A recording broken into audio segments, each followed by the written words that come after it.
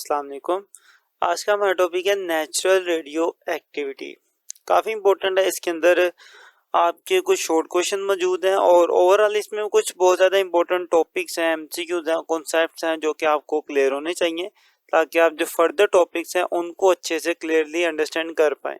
तो आप अपनी इस चैप्टर की या किसी भी चैप्टर की प्लेलिस्ट के लिए चैनल को अच्छे से विजिट करें। वहाँ पे आपको प्लेलिस्ट के टैब में हर एक चैप्टर की प्लेलिस्ट मिल जाएगी।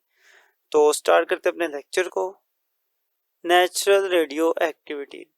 तो सबसे पहले स्टार्टिंग से बात करेंगे कि एक्चुअली में रेडियो एक्टिविटी की डिस्कवरी कैसे हुई। तो ये 1896 की बात है कि जब एक साइंटिस्ट थे हेनरी बेक्वेरेल, फुल नेम इनका है हेनरी बेक्वेरेल। ये कुछ एक्सपेरिमेंट्स कर रहे थे तो इनके पास एक क्रिस्टल था कोई, और वो क्रिस्टल का बेस इन्होंने रख दिया अपने सामान में। इनके सामान के अंदर एक फोटोग्राफिक प्लेट भी मौजूद थी।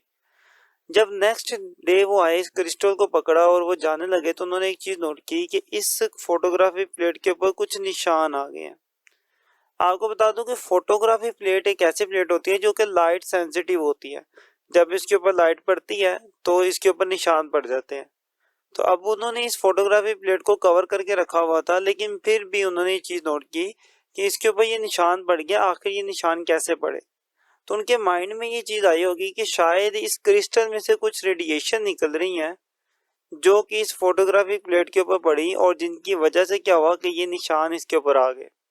तो यहाँ से इनके माइंड में ये बात क्लिक की कि कुछ ऐसे मटेरियल्स होते हैं जिनके अंदर से रेडिएशन निकलती है, और ये जो मटेरियल उनके पास था उस मटेरियल का नाम था यूरेनियम। तो सबसे पहले जो रेडियो एक्टिविटी है जिसकी डिस्कवरी की, ये किसने की? हेनरी बेक्वेरेल ने की 1896 में। तो यही बात है कि uranium salt crystal emit an invisible radiation that can darken a photographic plate। तो हेनरी बेक्वेरेल ने ये बात हमें बताई थी कि मेरे पास जो यूरेनियम का क्रिस्टल मौजूद है उसमें से रेडिएशन निकल रही है, और वो रेडिएशन फोटोग्राफिक प्लेट को डार्क कर रही है, उस पर निशाना डाल रही है। और दूसरी बात उन्होंने हमें यह भी बताई कि radiation had the ability to ionize a gas, कि रेडिएशंस के अंदर एबिलिटी है कि वो किसी भी गैस को आयोनाइज कर सकती हैं। आयोनाइज करने का मतलब ये है कि अगर आप इन रेडिएशन को किसी गैस के ऊपर फेंकते हैं तो ये उन गैस के मॉलिक्यूल्स के ऊपर क्या करते हैं कि पॉजिटिव या नेगेटिव चार्ज लेके आएगी। तो ये जो पॉजिटिव और नेगेटिव चार्ज बनते हैं इन्हीं को हम क्या कहते हैं? आयंस कहते हैं। तो हेनरी बेक्वेरेल ने ये चीजें बताई थी। फिर फर्दर हेनरी बेक्वेरेल की इस डिस्कवरी को मजीद स्टडी किया मैरी क्यूरी और पेरी ने। बेसिकली ये दोनों आपस में मियां बीवी थे। ये जो मैरी क्यूरी है ये एक फीमेल थी, और जो पेरी है ये इसके हस्बैंड थे जो कि डेफिनेटली मेल ही होंगे। अब इन्होंने रिसर्च करके मजीद दो नए एलिमेंट्स डिस्कवर किए जिनके अंदर से रेडिएशन निकलती थी। उन्होंने इसका नाम क्या रख दिया? Polonium and radium. They discover two new elements, polonium and radium. तो उन्होंने दो नए एलिमेंट डिस्कवर किए, उनका क्या नाम रखा था? पोलोनियम और रेडियम। इसके साथ ही उन्होंने ये बात भी बताई कि ये जो रेडिएशन निकलती हैं, बेसिकली ये रेडिएशन किस वजह से निकलती हैं? इस वजह से निकलती हैं कि ये जो एटम होते हैं ये होते हैं अनस्टेबल। कुछ ऐसे एटम्स होते हैं हमारे पास जो कि अनस्टेबल होते हैं, तो अपने आप को स्टेबल करने के लिए क्या करते हैं? अपने अंदर से रेडिएशन को निकालते हैं, और जब वो रेडिएशन निकालते रहते हैं तो एक वक्त आता है कि वो जो एटम है वो टूटकर नए एटम में कन्वर्ट हो जाता है। इस चीज को उन्होंने क्या नाम दिया था? नेचुरल रेडियो एक्टिविटी, जो कि हमारा टॉपिक भी है। क्लियर? तो नेचुरल रेडियो एक्टिविटी क्या होती है? बेसिकली कि जब एटम अपने अंदर से रेडिएशन निकाल कर नए एटम में कन्वर्ट हो जाता है तो इस प्रोसेस को ही क्या कहा गया? Natural radio activity. क्योंकि ये काम खुद ब खुद हो रहा होता है, हम नहीं कर रहे होते, ये कुदरती तौर पे हो रहा है, इसलिए तो नेचुरल रेडियो एक्टिविटी। यही बात हमने लिख दी कि radioactive was the result of the decay और disintegration of the unstable nuclei. कि रेडियो एक्टिविटी क्यों होती है? डिके मतलब होता है कि एटम का टूटकर नए एटम में कन्वर्ट होना, या फिर इसको इस तरीके से भी कहा जाता है डिसइंटीग्रेशन ऑफ अनस्टेबल न्यूक्लियाई, कि जो गैर ज्ञानबजीर या अनस्टेबल न्यूक्लियाई हैं वो टूटकर किसी स्टेबल न्यूक्लियाई में कन्वर्ट हो जाते हैं। तो इसको भी क्या कहा जाता है? डिसइंटीग्रेशन कहा जाता है। तो ये इसकी रीजन है रेडियो एक्टिविटी की कि एटम्स अनस्टेबल होते हैं, खुद को स्टेबल करने के लिए वो रेडिएशंस को निकालते हैं। अब फाइनली बात करते हैं अपनी नेचुरल रेडियो एक्टिविटी की कि इसकी डेफिनेशन क्या होगी। तो बात तो वही है जो मैंने आपको बता दी, उसको ही वर्डिंग में लिखेंगे तो डेफिनेशन बन जाएगी। तो हमने अभी तक क्या बात की कि कुछ एटम होते हैं अनस्टेबल, वो रेडिएशन को खुद ब खुद निकालते हैं ताकि वो नए एटम में कन्वर्ट हो जाए। इस सारे प्रोसेस को कहा जाता है नेचुरल रेडियो एक्टिविटी, और यही सारी बातें मैं डेफिनेशन बनाकर लिख दूंगा इस तरीके से। देखिए, the spontaneous emission of radiation, spontaneous का मतलब होता है खुद ब खुद कोई काम हो रहा हो, तो ये रेडिएशन खुद ब खुद निकलती है, हम नहीं निकलवा रहे होते। The spontaneous emission of radiation by unstable nuclei is called the natural radioactivity, कि अनस्टेबल न्यूक्लियाई में से खुद ब खुद रेडिएशन का निकलना क्या कहलाता है, नेचुरल रेडियो एक्टिविटी कहलाता है।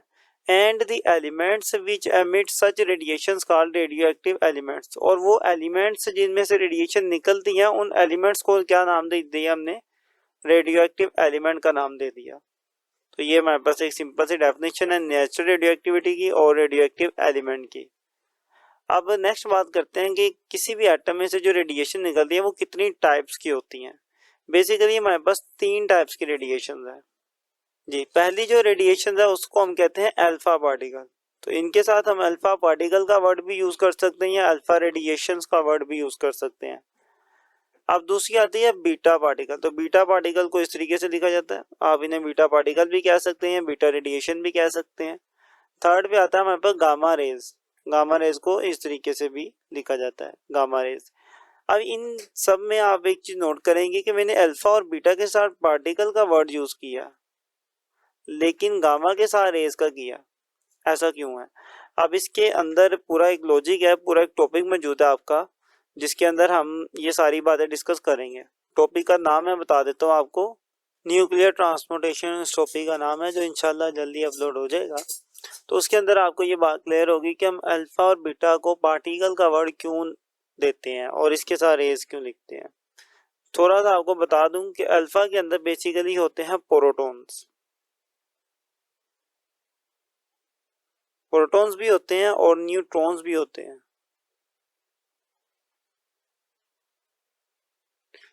और बीटा के अंदर होते हैं इलेक्ट्रॉन्स,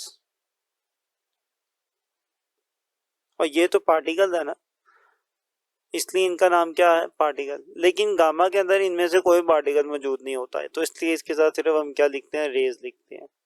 खैर बाकी जब ये टॉपिक हम न्यूक्लियर ट्रांसपोर्टेशन का पढ़ेंगे तो तब आपको ये क्लियर होगा कि हम क्यों इन्हें पार्टिकल्स कहते हैं, ये भी आपको समझ आएगी कि इनके अंदर से इलेक्ट्रॉन्स, प्रोटॉन, न्यूट्रॉन निकलते कैसे हैं जी। मजीद इन रेडिएशन को थोड़ा डिस्कस करने के लिए हमने इन रेडिएशन को रखा मैग्नेटिक फील्ड के अंदर।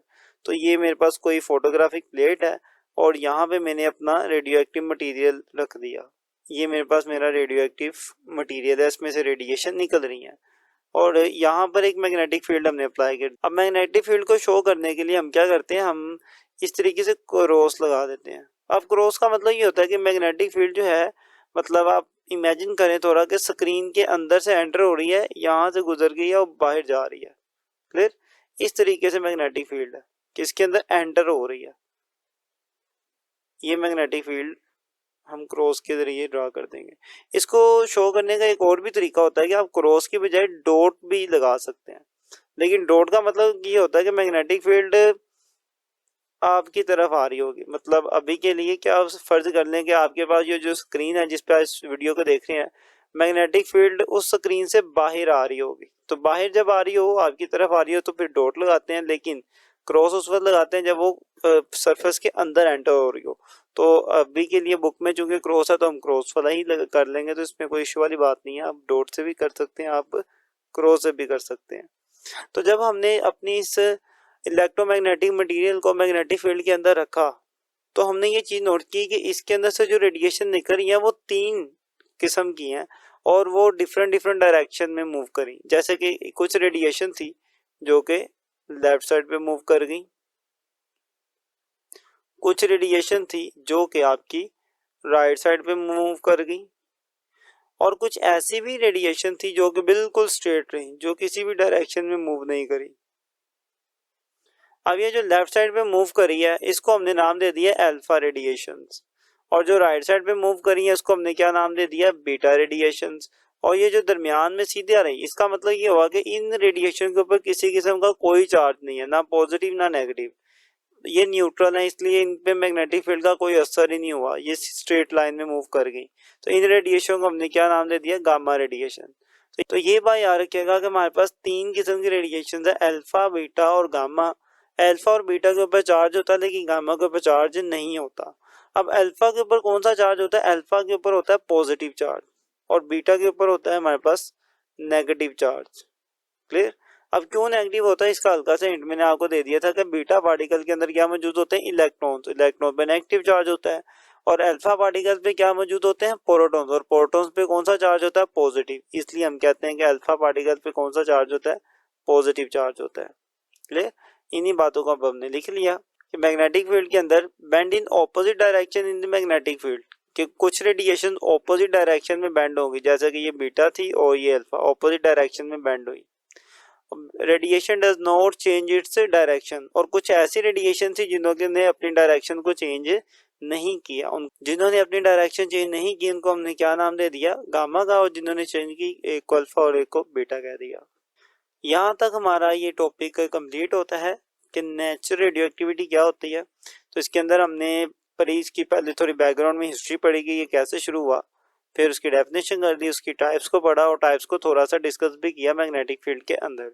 अब अल्फा, बीटा और गामा रेडिएशंस की कुछ प्रॉपर्टीज भी हैं हमारे पास, जैसे आयोनाइजेशन प्रॉपर्टी है, पेनिट्रेटिंग पावर है।